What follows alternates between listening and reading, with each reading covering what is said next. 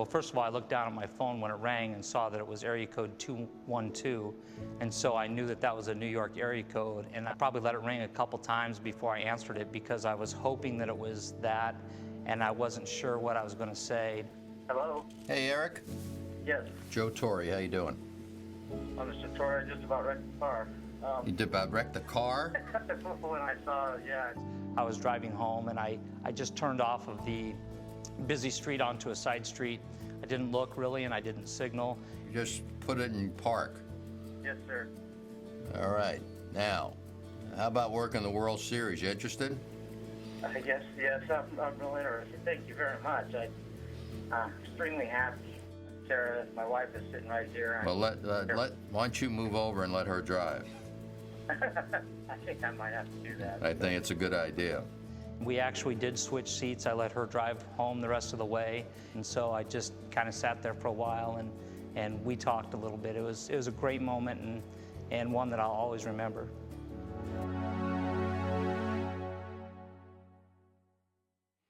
Terrible news is Eric Cooper passes away after complications from knee surgery. It was a blood clot that formed that proved fatal, and just goes to show there's no such thing as routine surgery. And in this case, the worst case scenario is what happened. He was just 52 years old, and he had just worked the American League Division Series, New York and Minnesota.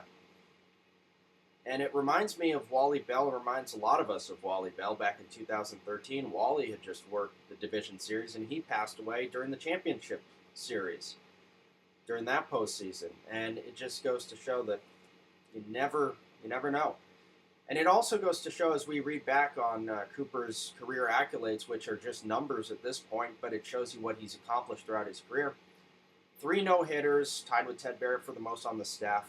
3 wildcard games, 10 Division Series, 3 League Championship Series, and the 2014 World Series UFL Appeals Board. Like we did with Wally Bell in 2013, we gave Cooper a posthumous 2019 World Series assignment just to pay tribute and respect.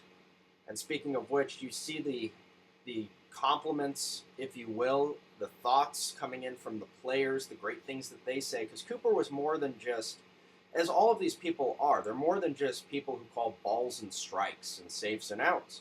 Cooper was involved in the charitable efforts, UMPS CARE, and he was always very friendly to fans as stories from fans start coming in as well. And again, you're not losing an umpire, you're losing a person, and that's just how this works.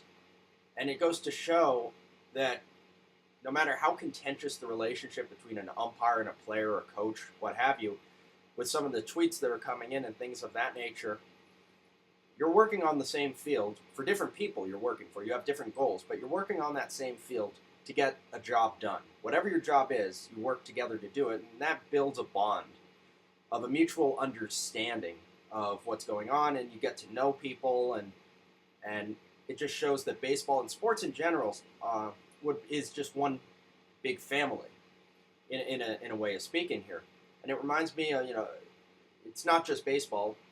Stefan Provost, NHL linesman, he died in 2005, and he was only 37, I want to say. And his number was 72. So Alfonso Marquez is the MLB number 72. And so Fonzie wears that 72 patch on his chest protector. Again, it's not just baseball, different sports, but number 72 in honor of our lost NHL official. So it just goes to show, again, that these stories are bigger than simple sports. We can analyze plays all we want.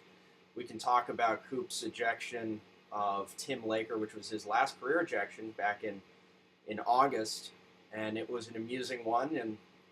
But at the end of the day, this is a person who is much more than just what happens on the field.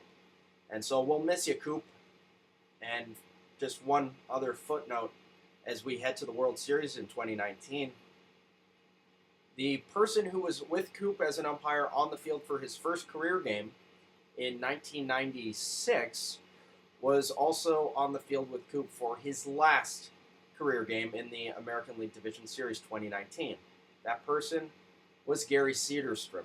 It's going to be a very bittersweet World Series period for Seed, and we just wish everyone the best, everyone who was touched by Coop throughout his life, and we just wanted to pay a little bit of tribute to him right here as we move forward. Eric Cooper is dead at the age of 52.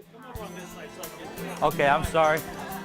I thought I was helping out. It's very fulfilling. It breaks up the monotony of our typical Groundhog's Day, so to speak. We do the same thing almost every day, and when you can come out here and put a smile on a kid's face for 2 or 3 minutes, you get a chance to speak with them. It's very very fulfilling. It tugs at your heart because you kind of put it in perspective on how lucky that you are, and hopefully your family is as well. And going to the hospital isn't a lot of fun.